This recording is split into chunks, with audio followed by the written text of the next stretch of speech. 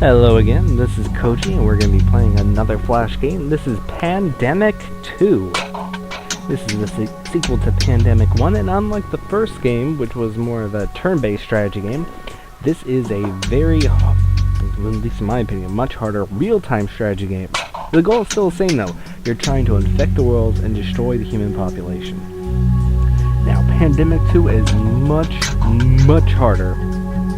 I will be playing on the realistic setting just because what's the point of playing in Pansy Relax mode? And besides the fact that this game is hard, you also have the choice of the different types of diseases you can start. Virus has the fastest evolution, but it's most affected by environment. Bonus to infectivity, but they catch on pretty quickly when everyone's getting caught by virus. Bacteria's got medium evolution, normally affected by the environment. Bonus to drug resistance. Drug resistance isn't really all that much to worry about. Parasite, slowest evolution, least affected by environment, and lowest visibility. We will not be playing as Parasite because those matches take too long. Actually, we'll probably do one of each. Let's start with Virus. Oh, virus name. You know what? Mickey Mania. Mickey Mania is a great name for a virus. Okay, and we don't need a tutorial. Set up pretty similar to before. You've got world. This lets you know what countries in the world you've infected and which haven't. New Zealand, not a great place to start. Just like the last one, where you start is random, but it's much more important to end up in a good country in this one, because if you start off someplace like New Zealand, which is don't tell me, New Zealand, right? Yes. New Zealand's not too bad. It does have a shipyard and an airport, so there's at least some chance of getting your disease around. Here's the new disease menu. Here are the symptoms. First thing we are going to do is get rid of fever, because fever does not help you spread and is pretty visible and lethal. We don't want to be lethal, not for quite a while. First thing we're going to do is we're going to get airborne. We want our disease to be easily catchable. We're also going to go ahead and grab the heat resistance. The more resistances you have, the faster you spread. As you can see right now, we've got 6 people. Probably actually should have started with drug resistance, but live and learn. We've got 11 people infected so far, 14. The thing to remember in this game is they are a lot nastier with your bug. They will cure you as quickly as possible. They can actually destroy your disease before it's even really gotten a foothold. And because they fight your disease so effectively, it's very important to get drug resistance early on.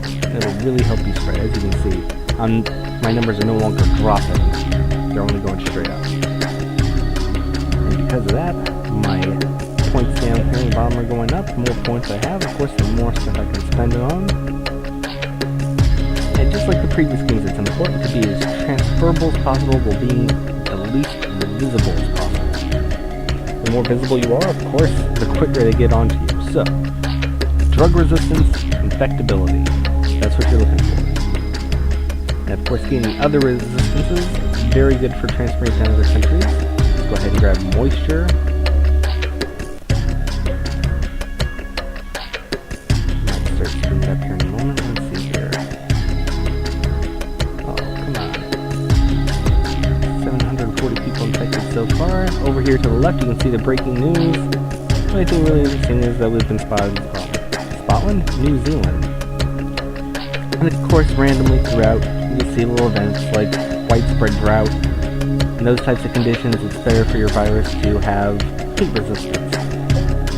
It also makes it so that it is more likely to spread because you've got people suffering in a weakened state. Also, as you can see as we move around the map here, you can see little boat anchors. Those signify ships. You can see planes flying around. Just to give you an idea of when and where your disease could travel. It's also very fun when you close down all the ports and you've got boats just spinning around in circles looking for anywhere to land. Whoa! We jumped up to 50,000, 60,000 people. Okay, you know what? Time to spend some points. We're going to once again bump up here our resistances, including drug resistance. Drug resistance also prevents the World Health Organizations and hospitals from developing an antidote. Also, the more places you infect, eventually they start to shut down hospitals, which makes it even longer for them to develop a cure. And alright, we've made it into Russia. And just like that, we are now in several countries. Spotted means that they've actually seen the disease in action, which is bad. We don't want them to. We want it to say spreads, because when it's spreaded, that means they haven't actually seen it yet. We're starting to see it in West Europe now. Alright, we're spreading and arriving. Good. Starting to get somewhere. Let's go ahead and bump up our drug resistance, moisture. Oh, don't quite have enough for anymore yet. The more resistances, the better. Jeez, look at that number. We're just jumping up like crazy. But for the most part, no one seems to really care. We're just there. Uh-oh. Shit's hit the fan. Starting to shut down shipyards. Take a quick peek at the world here. Only places still free: Canada, Mexico, Peru, Argentina, South Africa, Madagascar, Japan, and Greenland. We got most of the world taken over. And they haven't even started working on a cure for us yet. That is a good sign. Let's go ahead and bump these up.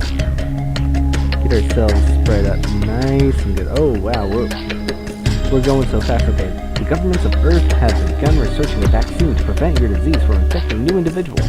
Let's go ahead and check that. 180 days.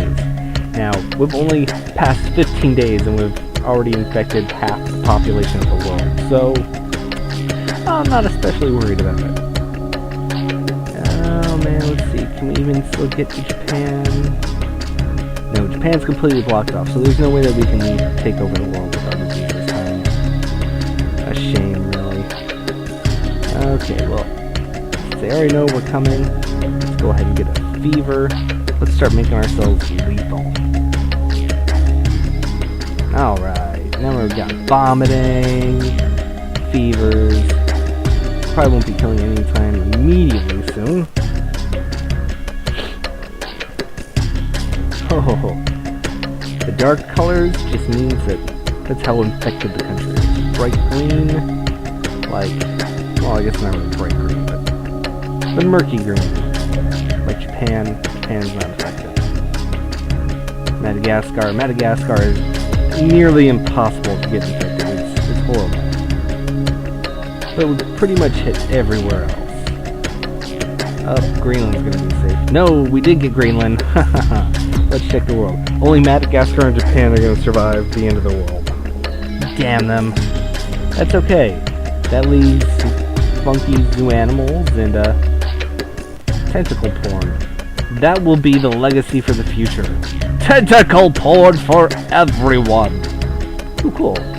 Now we have dementia. Oh, I didn't explain that. You can unlock new tiers of diseases, or the symptoms. Each time you do, it costs 10 points to unlock a new tier, but you're automatically forced with one of the features. That's why you want to save that for last, because you could end up getting some horribly obvious thing, and once you have it, there's not much you can do about it, and then you're stuck dealing with it. And then you're spotted, and then, yeah. But it looks like this is pretty much going to be it. Let's see, do we have any deaths yet? Oh wow, yeah, we have a lot of dead people. I didn't realize we've been that lethal yet. Holy! Yeah. A lot of dead people. And the healthy population is dropping fast. But I think that's about as far as we're going to get on this one since we can't affect the others. Oh well. There's always next time.